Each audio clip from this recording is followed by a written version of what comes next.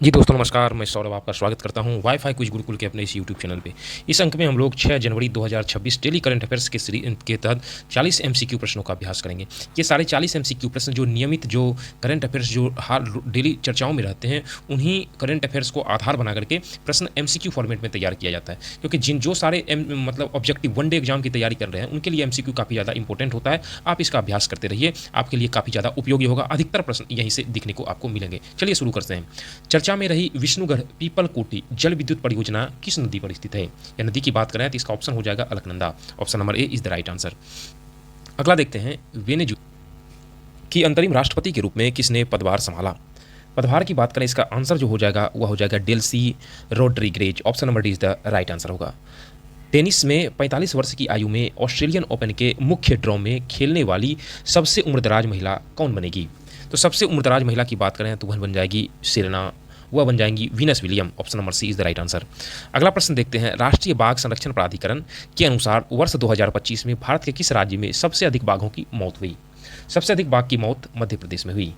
अगला प्रश्न देखते हैं, झारखंड उच्च न्यायालय के नए मुख्य न्यायाधीश महेश शरत चंद्र सोनाक को नियुक्त किया गया। वर्तमान में भारत में कुल कितने उच्च न्यायालय हैं? उच्च न्यायालयों की संख्या, हाईकोर्ट की संख्या वर्तमान में 25 है। भारत का पहला स्वदेशीय 3D प्रिंटेड स्वचालित मौसम स्टेशन किस संस्थान के नेतृत्व में विकसित किया गया?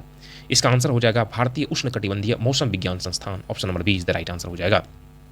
अगर आप हमारे चैनल पे नए हैं तो सबसे पहले वीडियो को देखिए। वीडियो अगर वाकई आपको अच्छा लगता है तो वीडियो को एक प्यारा सा लाइक दीजिए और आप इसे वीडियो को शेयर करिए और अपने दोस्तों के साथ आप इसे रिकमेंड करिए, ताकि हम और हमारी जो टीम इसके साथ में काम कर रही है वह भी लगातार आपके लिए कंटेंट उपलब्ध कराते रहें।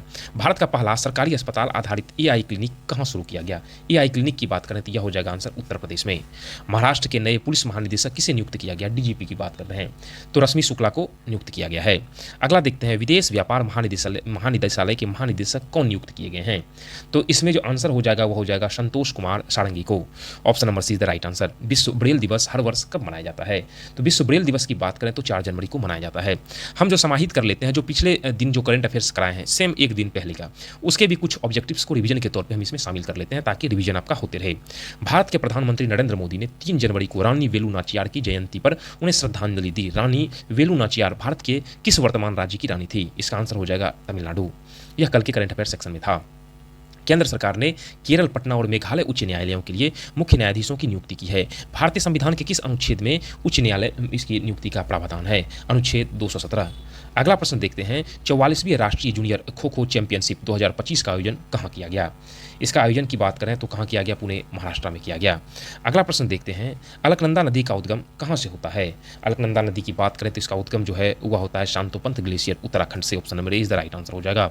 विष्णुगढ़ पीपलकोटी जल विद्युत परियोजना की स्थापित क्षमता कितनी है? स्थापित क्षमता की बात करें तो 444 मेगावाट है। ऑप्शन नंबर बी हो जाएगा। विष्णुगढ़ पीपलकोटी जल विद्युत परियोजना का निर्माण किस संगठन द्वारा किया जा रहा है? इसका संगठन की बात करें टिहरी जल विद्युत निगम के द्वारा किया जा रहा है। Option number B right answer हो जाएगा। विष्णुगढ़ पीपलकोटी जल विद्युत परियोजना जो है मुख्य रूप से अगर इस परियोजना की बात करें तो किसके द्वारा शुरू किया गया है? तो यह जो है इसमें थोड़ा सा प्रिंटिंग एरर आ गया, इसमें याद रखिएगा विश्व बैंक किसके द्वारा? तो विश्व बैंक के द्वारा। अगला प्रश्न देखते हैं। अगला प्रश्न जो है, आप क्वेश्चन नंबर 18 की बात करें तो है, अमेरिका ने वेनेजुएला के खिलाफ सैन्य अभियान जो चलाया जाए, सैन्य अभियान जो चलाया है वह कौन सा सैन्य अभियान चलाया है? तो इसका जो आंसर हो जाएगा ऑपरेशन एब्सोल्यूट रिजॉल्व चलाया है। Option number 20 the right answer हो जाएगा। वेनेजुएला के राष्ट्रपति निकोलसन मदुरो को गिरफ्तार करने के बाद किसे अंतरिम राष्ट्रपति चुना गया है? अंतरिम राष्ट्रपति की बात करें तो डेल्सी रोड्रिगेज को चुना गया। Option number 20 the right answer होगा। उत्तराखंड में टिहरी चरण 2 जल विद्युत परियोजना किस नदी पर स्थित है? टिहरी बांध किस पर है? तो भागीरथी पर है। अगला देखते हैं, 2025 में ऑस्ट्रेलियन ओपन पुरुष एकल का विजेता कौन थे? इसकी बात करें तो जेनिक सिनर थे। Option number 20 the right answer हो जाएगा। अगला, 2025 में फ्रेंच ओपन महिला विजेता कौन थी? फ्रेंच ओपन की बात करें तो कौन थी? कोको गॉफ थी। Option number 20 the right answer होगा। टेनिस में वाइल्ड कार्ड प्रवेश मुख्य रूप से किन खिलाड़ियों को दिया जाता है? टेनिस की बात करें तो काफ़ी अनुभवी स्थानीय खिलाड़ी या भीड़ भाड़ आकर्षित करने वाले खिलाड़ी को दिया जाता है। Option number B. Venus William ने कितने ग्रैंड स्लैम खिताब जीते हैं? वीनस विलियम की बात करें तो ये रिकॉर्ड 14 ग्रैंड स्लैम खिताब अब तक यह जीत चुकी हैं। राष्ट्रीय बाघ संरक्षण प्राधिकरण की स्थापना कब हुई थी? इसकी स्थापना की बात करें तो राष्ट्र इसकी स्थापना 2005 में किया गया था। 2022 की अखिल भारतीय बाघ अनुमान सर्वेक्षण के अनुसार भारत में कुल कितने बाघ हैं? तो भारत में बाघों की संख्या जो कितनी है, तो भारत में बाघों की संख्या 3682 है।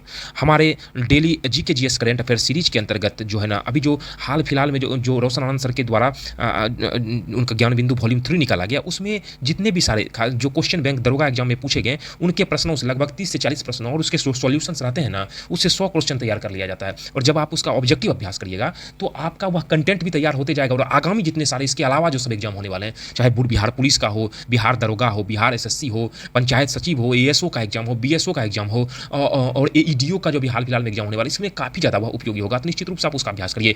जल्दी ही हम 500 क्वेश्चन जो 750 प्लस क्वेश्चन तैयार कर रहे हैं करंट अफेयर्स पिछले 6 महीने का, काफ़ी इंपॉर्टेंट। और आगामी जो एग्जाम है खास करके एईडीओ और बिहार दरोगा हम डालेंगे जल्दी, उस कंटेंट पर हमारी टीम लगी हुई है। तो अधिकतर प्रश्न आपको करंट अफेयर्स को वहीं से लड़ते हुए, वहीं से छपते हुए दिखाई देंगे। अगला देखते हैं, 2025 में सबसे अधिक बाघ मौतें किस राज्य में दर्ज की गई है? अगर वीडियो आपको अच्छा लग रहा हो तो वीडियो आप अपने दोस्तों के साथ में व्हाट्सएप ग्रुप, फेसबुक ग्रुप या इंस्टाग्राम ग्रुप की जहां से जुड़े हैं आप उसे शेयर करिए, ताकि हम लगातार आपके लिए बेहतरीन कंटेंट उपलब्ध कराते रहें। इसका आंसर हो जाएगा मध्य प्रदेश। अगला, भारत में कुल कितने उच्च न्यायालय हैं? उच्च न्यायालयों की संख्या कितनी है? तो 25 है।